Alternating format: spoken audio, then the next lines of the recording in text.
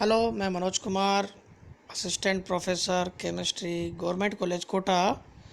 बच्चों, अपन oxidation state जो थी लेंथेनाइड्स की पढ़ रहे थे और अपन ने कहा था कि सभी लेंथेनाइड्स और एक्टिनाइड्स के बारे में हमने विस्तार से पढ़ा, शॉर्टकट भी पढ़ा, उसको समझ के पढ़ा। अब हमको उसको विस्तार से पढ़ना है, परंतु ये जो चैप्टर इस प्रकार का है कि हम इसके खाली नोट्स लेकर नहीं पार पढ़, हमको इसको क्या समझना पड़ेगा, और समझने भी इतना नहीं समझना पड़ेगा कि हम इसको ज़्यादा बात कर सकें इसके बारे में। हमको केवल क्या करना है, इसके बारे में क्वेश्चन बना के इसको पढ़ना है। उससे क्या होगा कि यदि क्वेश्चन पुटअप रहेगा तो हमारे दिमाग में रहेगा कि हम किस चीज़ को याद कर रहे हैं। देखिए, लेंथेनाइड किसी के बारे में अगर जानना हो तो उसके बारे में शुरुआत से जानना बहुत इंपॉर्टेंट होता है। कुछ कलेक्शन किए हैं हम क्वेश्चंस का, इन क्वेश्चनों को के उत्तर हम खोजते रहेंगे तो हम धीरे धीरे पूरे लेंथेनाइड्स को पढ़ लेंगे। शुरुआत करते हैं लेंथेनाइड्स के क्वेश्चन की कि इसे रेयर अर्थ मेटल्स क्यों कहते हैं। देखिए, पुराने ज़माने में क्या करते थे कि जो मिट्टी होती थी, तत्व पाए जाते थे, उनको ऑक्साइड्स बोलते थे। ऐसे ऑक्साइड्स बोलते थे, तो जो भी मिलते थे उनको ऑक्साइड्स बोलते थे। और रेयर अर्थ जो मेटल्स थे ना, इनको नाम इसलिए दिया क्योंकि ये दुर्लभतम थे, बहुत ही कम मात्रा में पाए जाते थे। परंतु वास्तव में क्या है कि ये ऐसा नहीं है कि बहुत कम मात्रा में पाए जाते हैं या दुर्लभतम पाए जाते हैं। ये आराम से खूब बहुत ऐसे, कुछ तो इतने हैं ज़्यादा पाए जाते हैं, बहुत ऐसे मैक्सिमम अबंडेंट में पाए जाते हैं। परंतु कहने का मतलब ये है कि ये जब इतने लेकिन नाम एक बार किसी का पड़ जाता है दुर्लभतम, तो रेयर अर्थ मेटल्स के नाम से हमको जानना होता है, उसका नामकरण हो चुका है, उसको हम जानते हैं कि इस प्रकार से क्या होता है, पाए जाते हैं। तो प्रकृति में ये दुर्लभतम पहले पाए जाते थे, वर्तमान में नहीं पाए थे, परंतु इसको लेंथेनाइड्स इसीलिए कहते हैं क्योंकि इसका एक बार नाम पहले कम पाए जाते हैं। अब उसका खोजने के और निष्कर्षण की विधियाँ भी बहुत सारी है, इसलिए अच्छी बहुतायत में पाए जाते हैं। दूसरा, वर्तमान में इसको लेंथेनॉन्स बोलते हैं। अब आता है +3 ऑक्सीडेशन स्टेट स्थायी क्यों होती है। देखिए, +3 ऑक्सीडेशन स्टेट जो होती है हर लेंथेनाइड्स की स्टेबल होती है, और यहाँ तक कि +2 और +4 अगर कंडीशन में भी ऑक्सीडेशन स्टेट होती है तो वो भी +3 में कन्वर्ट हो जाती है। ये प्रकृति में स्टेबल होती है। और इसके मुख्य कारण क्या क्या होते हैं, देखिए मैं आपको बता देता हूँ कि आपको इस शुरुआत में जब आपको ये चीज़ बताई थी कि एक तो कारण क्या है कि इसके अंदर क्या होता है कि इन तत्वों की प्रथम 3 आयनन ऊर्जाओं का मान का योग काफ़ी कम होता है। अतः ये तत्व क्या होते हैं, आयनित होते हैं, और इन तत्वों का रसायन प्रमुख रूप से Ln3+ आयनों पर आधारित होता है। लेंथेनाइडों में +2 और +4 ऑक्सीकरण अवस्थाएं जो पाई जाती है वो अधिकांश वे होती हैं जिनमें आयन के विन्यास में F कक्षक रिक्त, अर्धपूरित अथवा पूर्ण पूरित भरे हुए रहते हैं। अर्थात जब इनमें स्थायी F विन्यास होता है, जैसे आपको Ce4+ में F0, ठीक है, यूरोबियम में 2+, और ये कुछ तो +4 के हैं, +3 के, परंतु ये सभी केवल इनमें से Ce4+ आयन जो होता है सिरिक सल्फेट के रूप में काफ़ी स्थायी पाया जाता है। और ये कहा जाता है कि यही प्रकृति में एकमात्र इसमें लेंथेनाइड है जिसमें Ce4+ जो होता है स्थायी अवस्था में पाया जाता है। और भी 4+ अवस्था में पाए जाते हैं, परंतु सब क्या होते हैं, अनस्टेबल होते हैं, स्थायी रूप से नहीं होते हैं। अब आती है बात कि +3 अवस्था में इसमें दूसरा कारण लिखेंगे कि इनकी आयनन ऊर्जा जब परमाणु से आयन बन रहा होता है, हो रहा हो, एवं जलयोजन ऊर्जा, आयनन ऊर्जा और जलयोजन ऊर्जा, जब बना हुआ आयन जो होता है जलयोजित होता है, हाइड्रेटेड होता है, तो इसका मान इस प्रकार का होता है कि द्विधनात्मक और चतुर्धनात्मक दोनों प्रकार के जो आयन होता है त्रिधनात्मक आयनों के में क्या होते हैं, परिवर्तित हो जाते हैं। ठीक है, और देखा जाए तो क्या होता है, इसके अतिरिक्त +3 अवस्था के लिए मानक अपचयन विभव के उच्च ऋणात्मक मान भी क्या होते हैं, ये प्रदर्शित करते हैं। अर्थात समस्त लेंथेनाइडों का +3 ऑक्सीकरण अवस्था स्थायी होती है। ठीक है, दूसरा क्वेश्चन आता है इसमें, अगर हम पढ़ेंगे तो इसमें कौन कौन से हाइड्रोक्साइड क्या होते हैं, क्षारीय प्रवृत्ति होती है। क्षारीय प्रवृत्ति सभी हाइड्रोक्साइड होते हैं, परंतु क्या होता है COOH का होल थ्राइस सबसे अधिक क्षारीय, LuOH का होल थ्राइस और सबसे कम क्षारीय होता है। जल के साथ क्रिया करके ये तत्व हाइड्रोक्साइड बनाते हैं, NH4OH के साथ जिलेटिनी अवक्षेप भी देते हैं।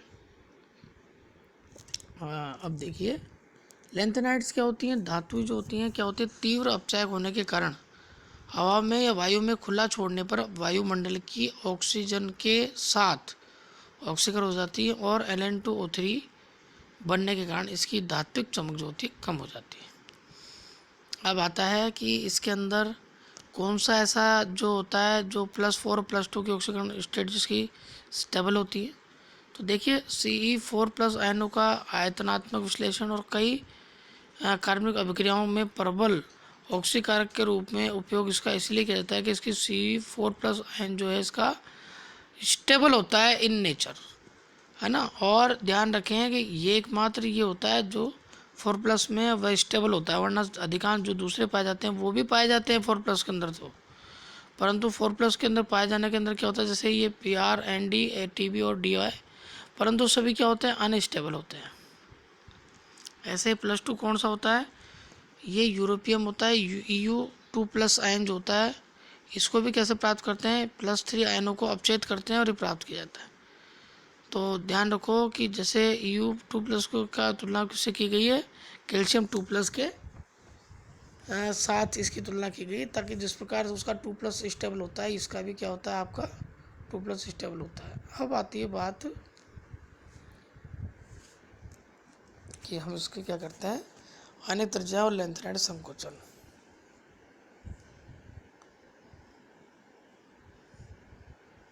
देखिए लैंथेनाइडों के आकार में इस प्रकार से हुई क्रमिक कमी को ये क्या कहते हैं कि ये आ रहा है लैंथेनाइडों के संकुचन से संबंधित क्वेश्चन। देखिए इसको आप बिल्कुल स्टेप बाय स्टेप समझें कि सबसे पहले आप इसको बोलेंगे जैसे जैसे नाभिकीय आवेश बढ़ता है तो परिधि में जो होता है उनमें भी इलेक्ट्रॉन की संख्या बढ़ती है, और उनमें बढ़ती है तो बीच बीच में जो आपका प्रोटॉन की संख्या भी बढ़ती है। इससे क्या होता है कि आपका इलेक्ट्रॉनों पर नाभिकीय आकर्षण क्या होता है, बहुत बढ़ जाता है। और एक बात ध्यान रखें कि अभी मैं हमने बीच वाली इलेक्ट्रॉन की बात करेंगे।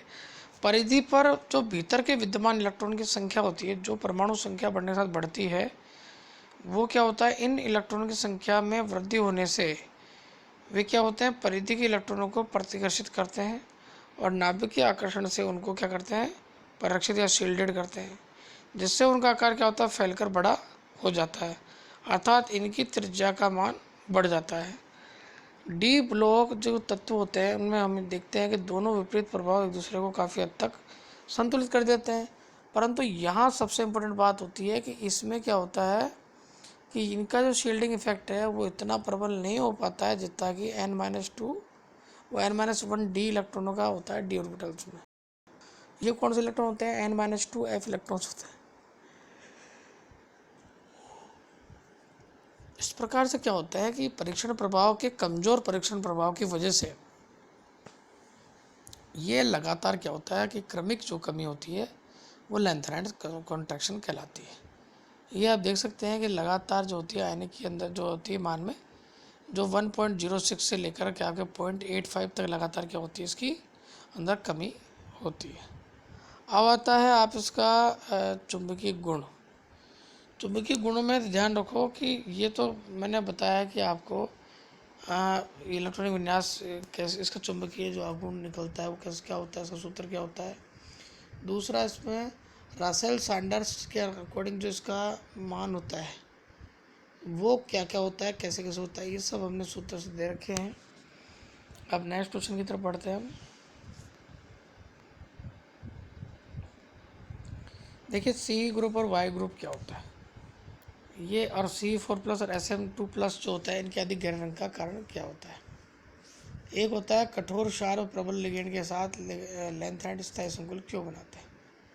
भाई देखिए मेरी बात सुनिए, प्रबल और स्थायी जो संकुल होता है वो क्यों बनाते हैं इसका सुन लेते हैं हम। तो सबसे पहली बात जब भी हमने बात की थी, ये देखिएगा आप, देखो, कम आवेश व अधिक आकार के कारण लैंथेनाइडों की संकुल बनाने की प्रवृत्ति क्या होती है, कम होती है।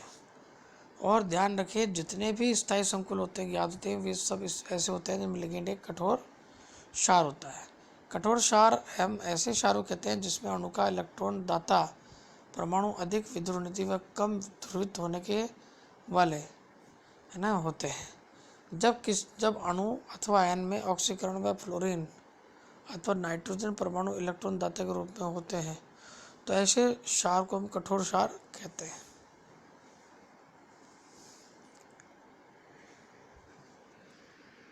कठोर क्षार व प्रबल लिगेंड के साथ जो होता है लैंथेनाइड जो होता है संकुल क्या होता है, हमेशा स्थायी संकुल बनाते हैं।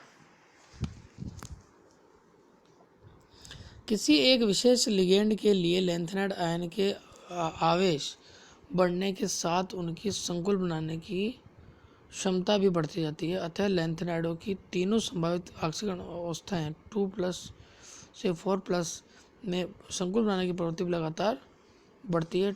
Ln2+ से Ln4+ तक ये लगातार बढ़ता है।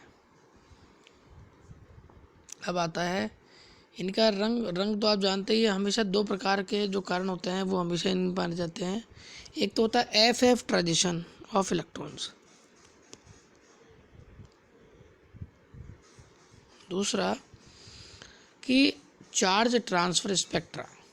अब देखिए Ce4+ का गहरा रंग और Sm2+ का गहरा लाल रंग, ये दोनों का भी कारण क्या है, FF N-2 FF इलेक्ट्रॉन तो ठीक है, वो तो उसकी वजह से तो इनका कलर होता ही है, परंतु गहरा कलर की जो बात आती है तो क्या आती है, ये दोनों क्या करते हैं, इन दोनों के चार्ज ट्रांसफर स्पेक्ट्रा की वजह से इसका कारण क्या होता है, गहरा रंग पाया जाता है। अब आते हैं लैंथेनाइडों की प्राप्ति व पृथक्करण।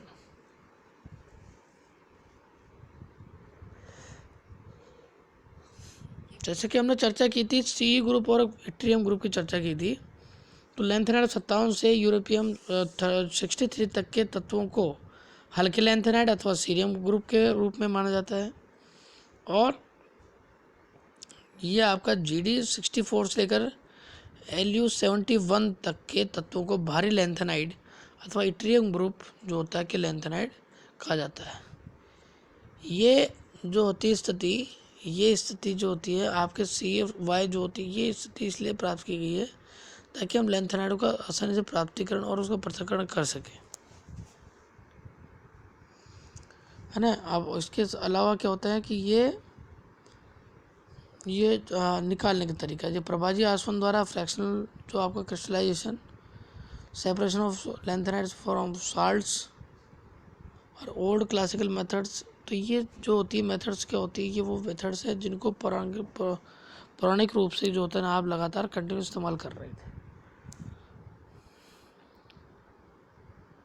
इसको आप आराम से विधियाँ याद कर लीजिए। थोड़ा इंपॉर्टेंट दो प्रकार की विधियाँ ज़्यादा इंपॉर्टेंट है जिसको मॉडर्न मेथड्स बोलते हैं। आयन एक्सचेंज मेथड जो होता है उसमें क्या होता है, लैंथेनाइड के पृथक्करण व विशुद्धिकरण की यह सबसे महत्वपूर्ण, प्रभावी व सबसे तीव्र गति से होने वाली विधि है। तो आयन एक्सचेंज तो पहले नाम से पता है,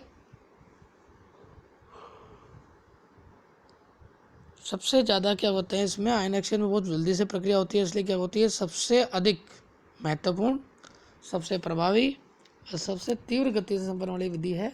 इस विधि में क्या होता है, एक स्तंभ लिया जाता है जिसमें संश्लेषित आयन विनिमय resin, synthetic ion exchange resin भर दिया जाता है। और इस रेजिन में आपके ये जो कार्बोक्सिलिक ग्रुप है और एक आपका सल्फोनिक ग्रुप SO3H प्रकार का कोई भी एक अम्लीय ग्रुप ले लेते हैं।